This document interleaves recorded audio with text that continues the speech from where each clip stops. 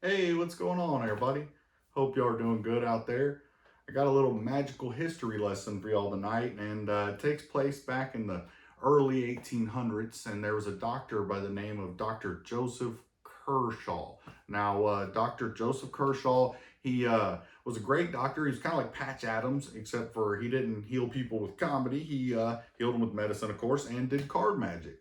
Now, he treated a bunch of very sick people, and he didn't always want to be passing along his cards and handle them. So he came up with a great way to handle cards where people, saw he was on the up and up, and they didn't have to always touch all his stuff. So anyway, I thought I'd show it for y'all and share y'all that he would create these two cards and he would paint pictures of clowns on them. Now, we know them as Joker cards, but they came out of Dr. Joseph Kershaw, Joe Kershaw, so it's a Joker card. Now I put my two Joker cards here on top. We have my two right there. And what he would do is he would use them kind of like forceps or clamps, and he already had the aces on top. I also put my aces here on top. So he would grab like the ace of clubs right there and just, I'm gonna place it somewhere down here, kind of near the toppy, I guess, and push it straight in here.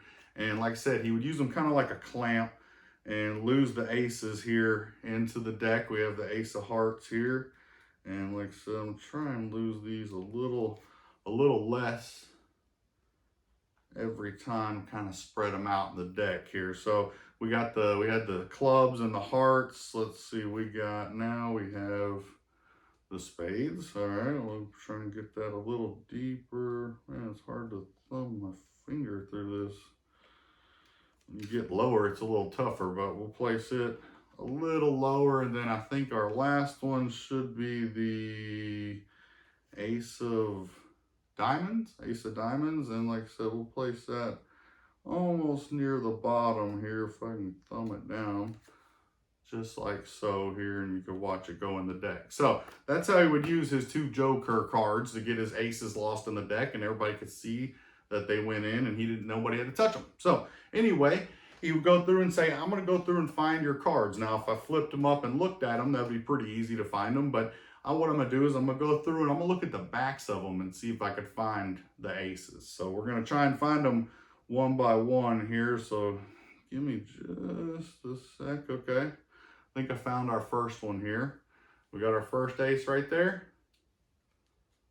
Oh, well, it's actually a jack of clubs, but at least it was a clubs. I mean, we were looking for the ace of clubs, but we'll take the jack of clubs. So let's just cut this part off and set it aside for here now. And I'll try and go for the next ace. What was it?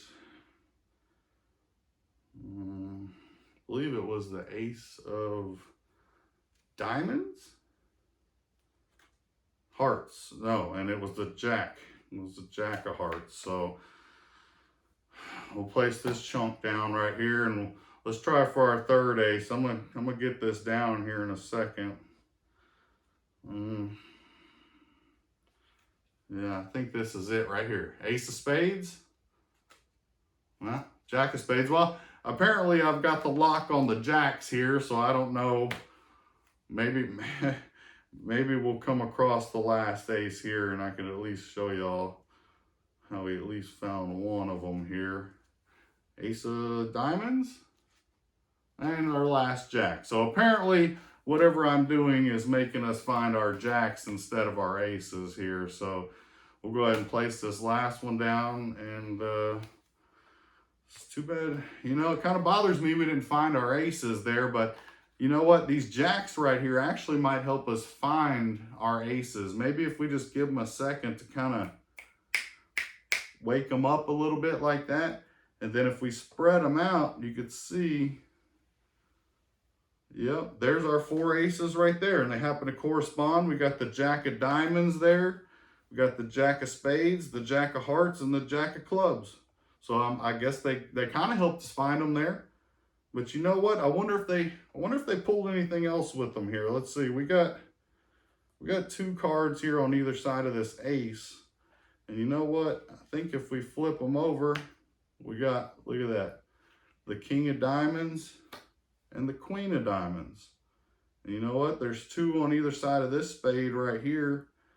And you know what? I'd be willing to bet King of Spades, and the Queen of Spades. So not only, I guess, finding our jokers helped us find our ace, or jacks helped us find our aces, but it looks like they helped us find our King of Hearts, and the Queen of Hearts. And then lastly over here, let's see, we got the King of Clubs and the Queen of Clubs. So looks like we actually found our whole court of cards here. And you know what? I think there was one more surprise he used to show them, and that through all this, they never even noticed that all our aces were actually reds, and there was no other reds in the deck there. So anyway, like I said, I hope y'all like the history lesson on the Joe Kerr cards, and y'all have a good one.